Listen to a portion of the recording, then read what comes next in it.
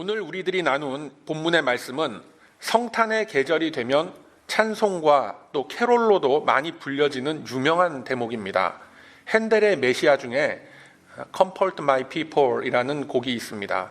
나팔과 함께 이 바리톤의 중후한 찬송으로서 아주 유명한 곡인데 바로 이 구절의 말씀을 기초로 만들어진 곡이기도 합니다.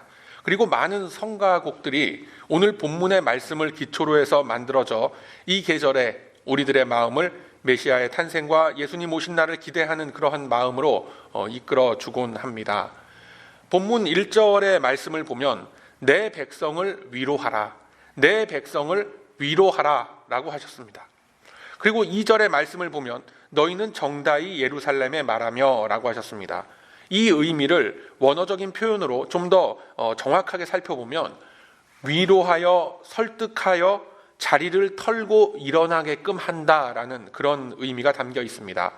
그렇다면 이 말씀을 받았던 이 말씀이 최초로 선포되었던 시점에 무슨 일이 있었기 때문에 백성들을 위로해야만 했고 또 설득하고 다독거려서 쓰러진 자들을 일으켜 세웠어야만 했는가라는 질문으로 이어지게 됩니다. 이사야 선지자가 활동하던 시기는 아하스 왕이 다스리던 시기였습니다. 이사야 선지자는 아하스 왕과 그의 아들 히스기야, 그 다음 왕인 므낫세에 이르기까지 세 왕을 섬기면서 이스라엘 왕궁의 높은 고관으로서 또 한편으로는 하나님의 선지자 역할을 했던 그런 인물이었습니다. 이사야서는 약 45년 이상의 시간에 걸쳐서 작성된 하나님 말씀의 기록인데 오늘 본문의 말씀이 기록된 시점은 기원전 690년경 시점으로서 아하스 왕이 다스리던 시기가 거의 끝나갈 무렵에 이제 히스기야 왕이 등장하게 되는 시기에 기록된 그런 말씀입니다.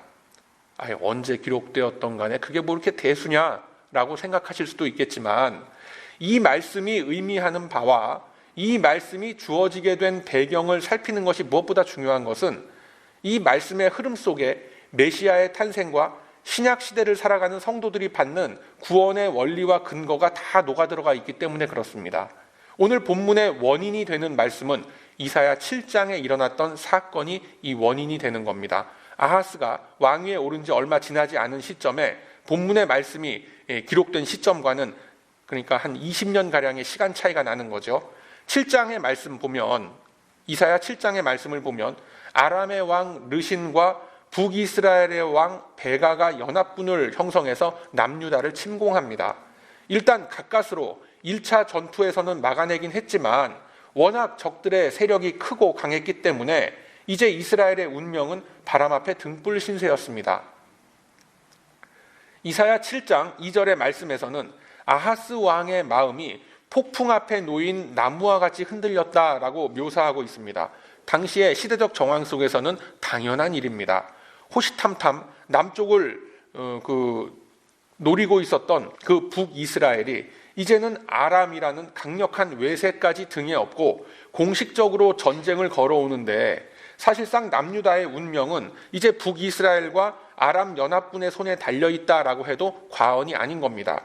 자, 그러한 가운데에서 하나님은 이사야 선지자를 통해서 이러한 말씀을 전하십니다.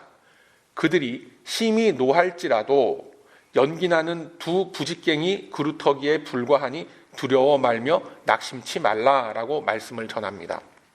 아하스 왕의 입장에서는 자신의 권세와 하나님의 제사장 나라라는 이스라엘이 이제 한 방에 날아가게 생겼는데 지푸라기라도 잡는 심정으로 말씀을 붙잡고 하나님께로 돌아올 법한 그런 시대적 정황입니다. 그런데 이 아하스 왕이 얼마나 믿음이 없고 네거티브한 사람이냐면 이사야 7장 12절에 이렇게 기록이 되어져 있습니다.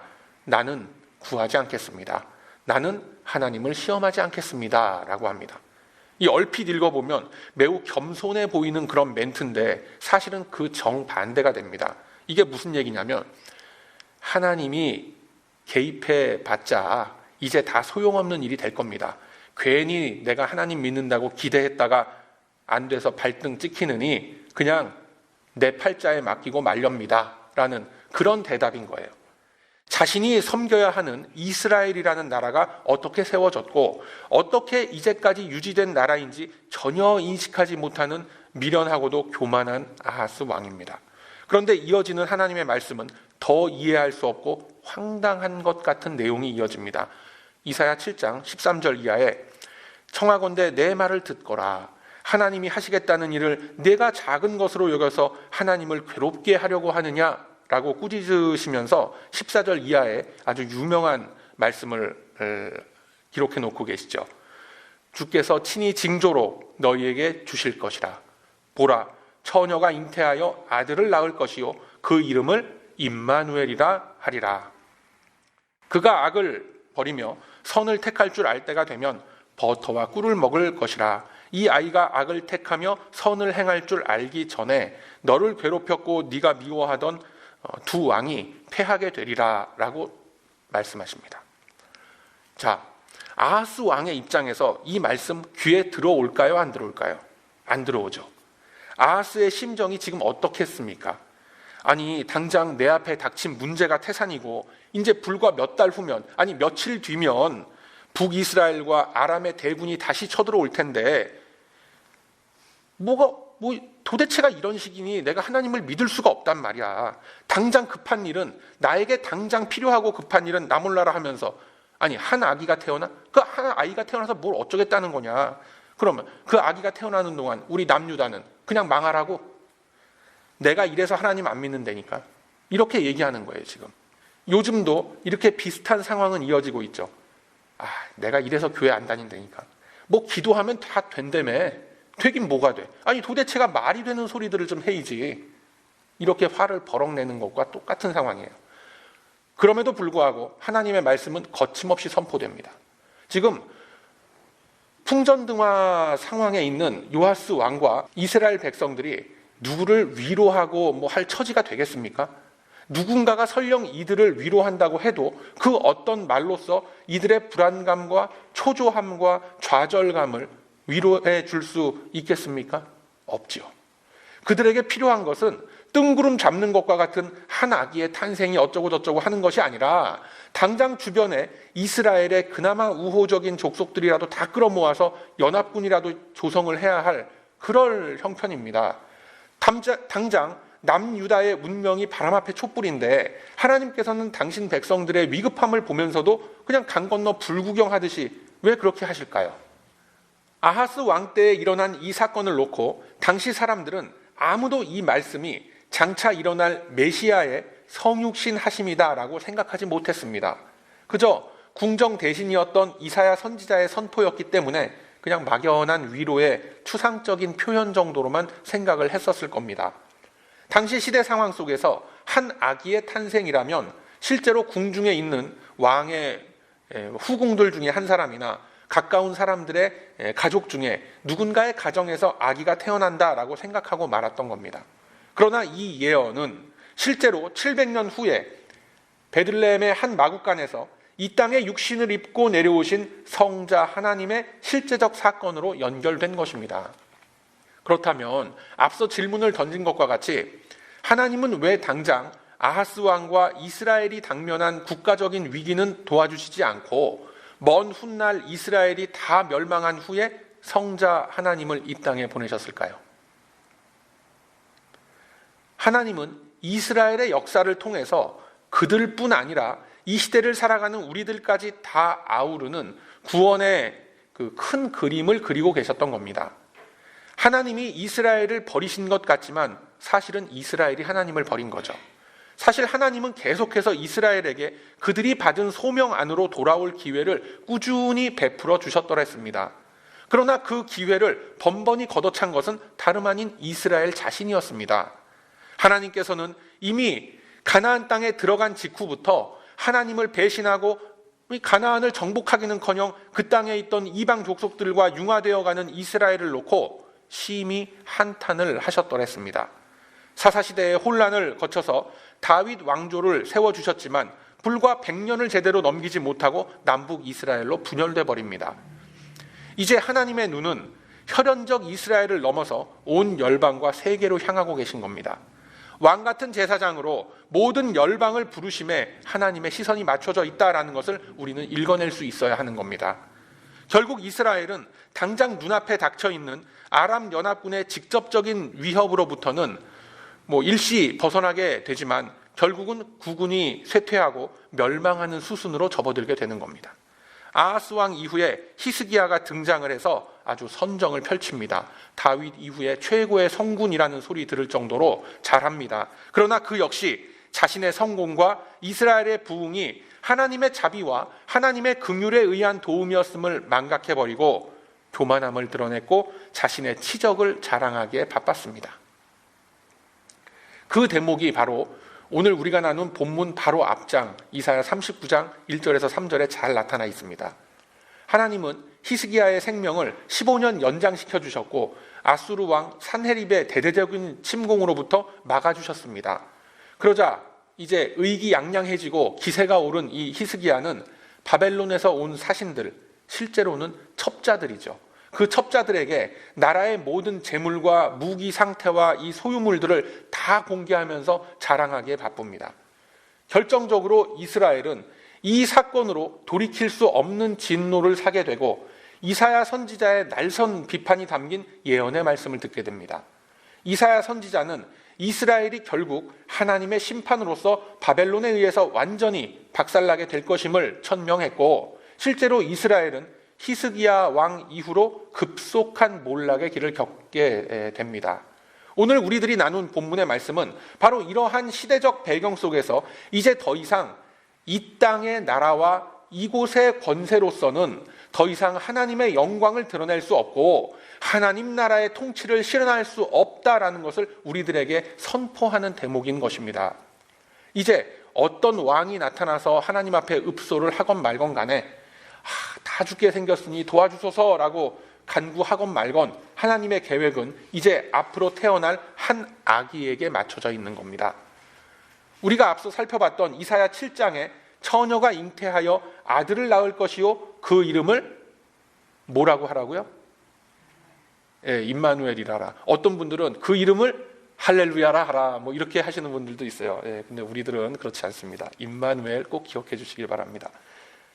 이렇게 하신 말씀이 이제 9장 1절에 갈릴리를 영화롭게 하겠다라는 그런 대목으로서 이렇게 이어지게 되는 겁니다. 이 당시에는 이방의 땅 갈릴리였는데 그 땅이 어떻게 영화롭게 되겠습니까?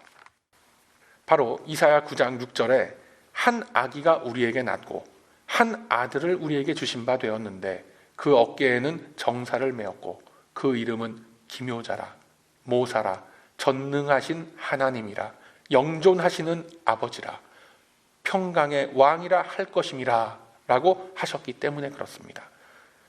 더 어이가 없죠. 당장 눈앞에 문제가 산적한데 빼어난 장군을 한 사람 보내줘도 될까 말까 한데 아니 어떻게 한 아기가 그 어깨에 정사를 맬 수가 있고 기묘자가 되고 전능자가 된단 말입니까? 그 이유는 바로 이사야 9장 7절 하반부에 있습니다. 영원토록 공평과 정의로 그것을 보존하실 것이라. 어떻게요? 만군의 여호와의 열심히 이를 이루시리라 라고 말씀하시는 겁니다. 요하스의 간구 때문이 아니라 히스기야의 기도의 능력 때문이 아니라 하나님 스스로의 언약과 하나님이 세우신 계획과 열심으로 인하여 그 일을 이루시리라 라고 말씀하시는 겁니다. 육적인 간구를 하는 이스라엘에게 영적인 답을 주시는 겁니다. 이 패턴은 온 성경 역사를 통틀어서 동일하게 반복되는 패턴입니다. 그래서 어떻게 하라는 겁니까? 바로 오늘 본문의 말씀 3절 말씀 여호와의 길을 예비하라 라고 선언하시는 줄로 믿으시길 바랍니다.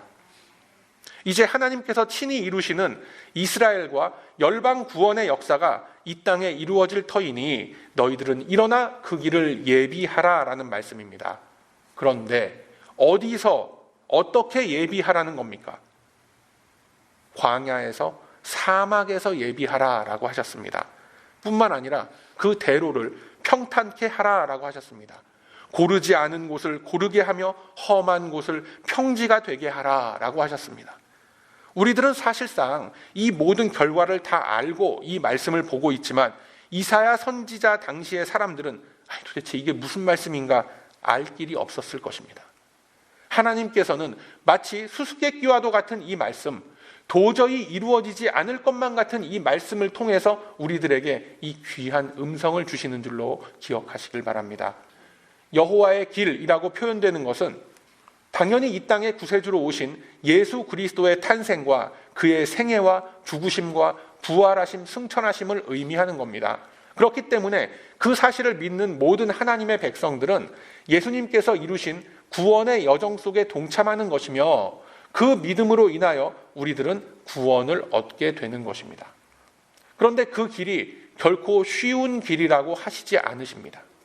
그래서 이미 구약 성경의 말씀에서부터 광야와 사막에서 골짜기를 평평하게 메꾸고 험한 곳을 평지가 되게 하라라고 하신 겁니다.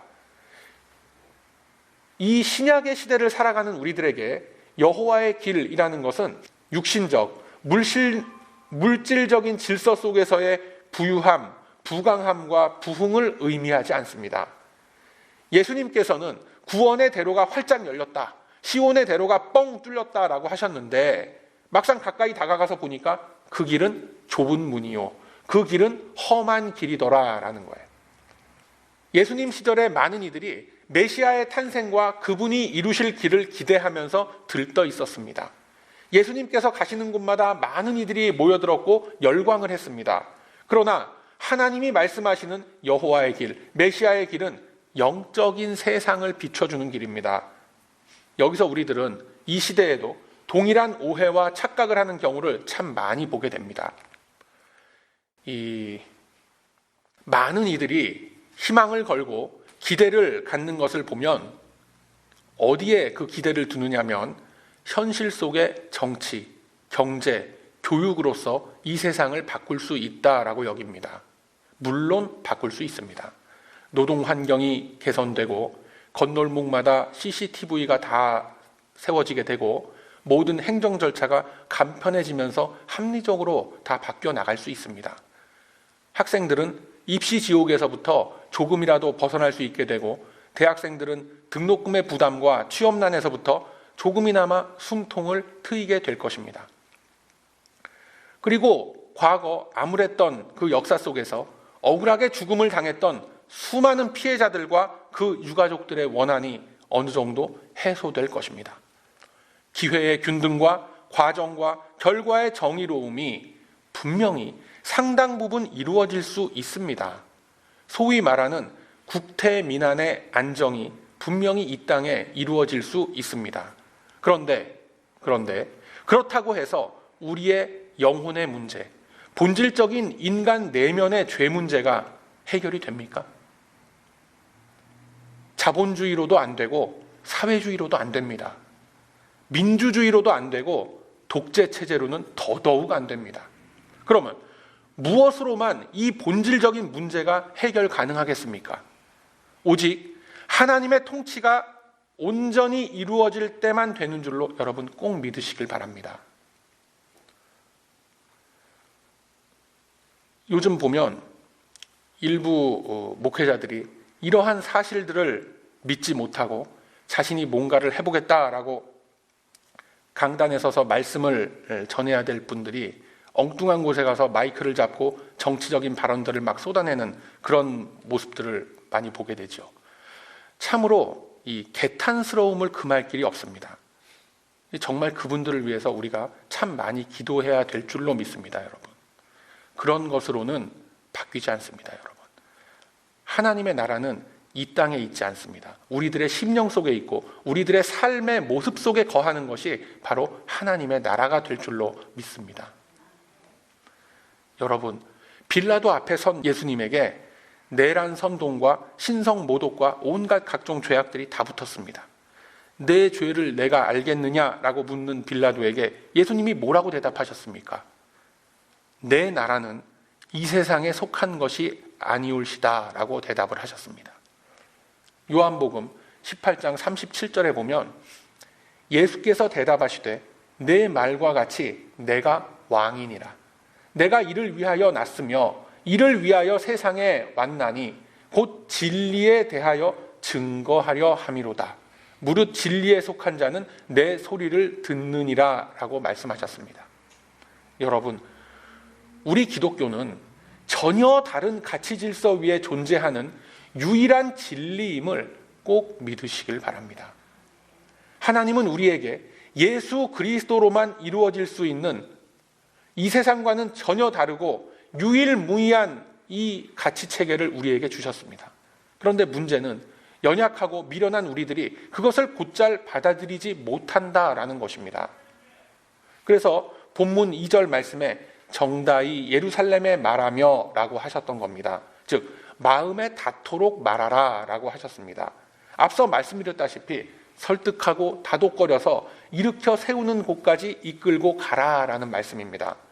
결국 말씀하신 것과 같이 주님은 이 땅에 친히 내려오셔서 이 세상을 뒤집어 놓고 죄와 사망의 권세, 물질과 육신의 그 질서와 가치를 다 갈아엎고 하나님이 우선되는 하나님의 질서로 움직이는 새로운 세상 질서를 우리 안에 만들어 주신 것입니다.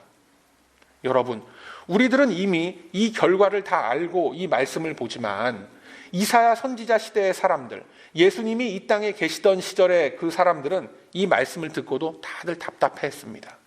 앞에 보이지 않고 당면한 그 문제들에 대한 해결 방법을 몰라서 여전히 이방신들, 즉 세속적인 방법과 세속적인 가치 질서에 한쪽 발을 다 걸치고들 있었던 겁니다. 그러나 이제 우리는 선명한 하나님의 말씀과 그 말씀들이 또 어떻게 결과로서 우리의 삶 속에 이 시대 속에 이루어졌는지를 확인하고 살아가는 그러한 존재들인 것입니다. 오늘 우리들이 맞이하고 있는 이 대강절 주일은 바로 이러한 역사를 이루셨고 지금도 이루고 계시며 앞으로도 이루어 가실 그리스도의 탄생을 기념하며 기다리는 그런 주간입니다. 이제 한 주간이 지날 때마다 대강절의 촛불은 하나씩 불을 밝히게 될 겁니다.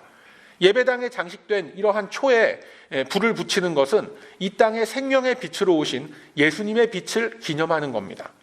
이 땅에 빛이 환히 빛나는 것을 보면서 이곳에 이 불빛이 환하게 빛나는 것을 보면서 성탄절의 감흥과 추억에 젖는 것만이 아니라 우리들의 마음속에도 동일한 주님의 빛이 비추어지기를 여러분 모두 소망하시길 바랍니다.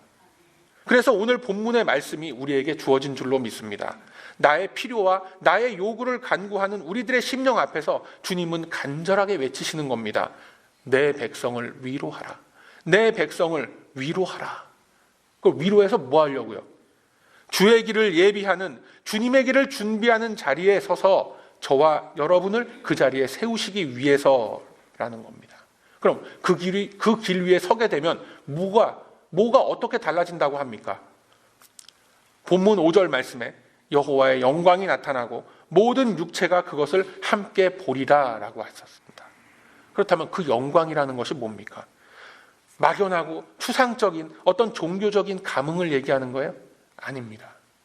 바로 십자가 위에서 우리를 향하여 쏟아내신 그 사랑을 의미하는 겁니다. 바로 여기에 있습니다. 우리가 잠시 뒤에 성찬 예식 통해서 확인할 겁니다. 이 사실을 베드로 사도는 훗날 이렇게 표현을 합니다. 베드로전서 2장 10절 말씀에 보면 너희가 전에는 백성이 아니더니 이제는 하나님의 백성이요 전에는 긍휼을 얻지 못하더니 이제는 긍휼을 얻은 자니라 라고 말씀하는 겁니다. 이 누구에게 하시는 말씀입니까? 바로 저와 여러분에게 하시는 말씀이에요.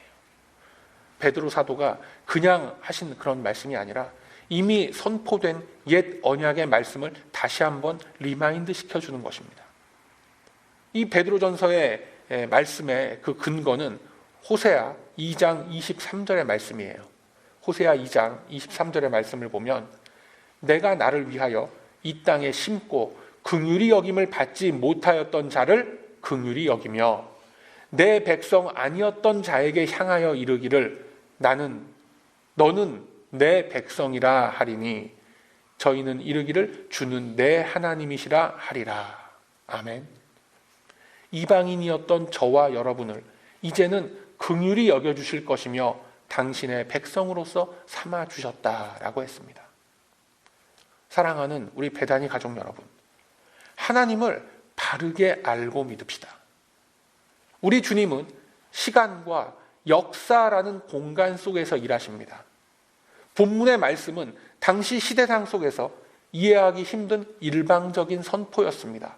그러나 우리들은 하나님의 말씀이 곧 결과로서 이루어진다라는 이 사실을 확인하고 있습니다. 그들에게는 700년이라는 시간이 걸렸지만 이 시대를 사는 우리에게는 그렇지 않습니다. 우리에게 주어진 이 짧은 인생이라는 한 100여 년 남짓한 이 인생의 시간 속에서 하나님의 구원 역사는 우리 안에 이루어지고 있는 겁니다. 이제 믿음으로 살아가는 내 안에 하나님이 이루시는 모든 영적 질서와 복음의 역사는 다 이루어지게 될 것입니다. 그 속에서 이제는 준비하시길 바랍니다. 주의 길을 예비하시길 바랍니다. 열처녀 비유 다들 잘 아실 겁니다.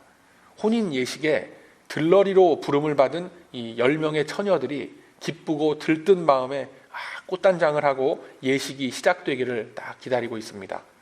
누가 봐도 완벽한 준비를 한 것 같고 당장 예식이 시작되면 그들의 아름다움이 환히 빛나리라 기대들을 하고 있습니다. 그러나 막상 예식이 시작되니까 예비된 기름이 없었던 5 처녀는 결국 그 잔치자리에 들어가지 못했습니다. 이 미련한 5 처녀에게 필요했던 것은 아름다운 화장도 아니었고 신부 수업도 아니었고 등불을 밝힐 기름이었습니다. 등불을 밝힐 기름을 준비를 하는 것이 그들의 첫 번째 임무였다라는 것을 여러분 꼭 기억하시길 바랍니다. 주님은 저와 여러분에게 이제 주의 길을 예비하라라고 말씀합니다. 그럼 무엇을 예비합니까, 우리들은? 무엇을 예비합니까, 우리들? 오직 바른 믿음뿐인 줄로 기억하시길 바랍니다. 믿음으로 순종하며 나아가는 하나님 백성들의 발걸음은 주께서 친히 예비하신 이 시온의 대로를 주님과 함께 걷도록 할 것입니다. 이제까지 겪어본 적이 없는 분들이 혹시라도 계시다면 이 대강절의 때에 우리 주님께 간구하시길 바랍니다. 주께서 나를 사랑하시어 나를 부르시고 이 자리에 나오게 하신 것처럼 나도 주님을 사랑합니다. 더욱 큰 은혜로 저를 충만케 하소서라고 간구하시길 바랍니다. 주님은 이미 우리들에게 복역의 때가 끝났고 지나간 죄악의 사함을 다 얻었다라고 하셨습니다. 저와 여러분은 이제 은혜로 얻은 믿음 안에 있는 존재들입니다. 이 거룩한 대강절의 기간에 이 사실을 우리 주님 안에서 확인하시고 더욱 굳센 믿음의 확신 안에 거하시기를 바랍니다.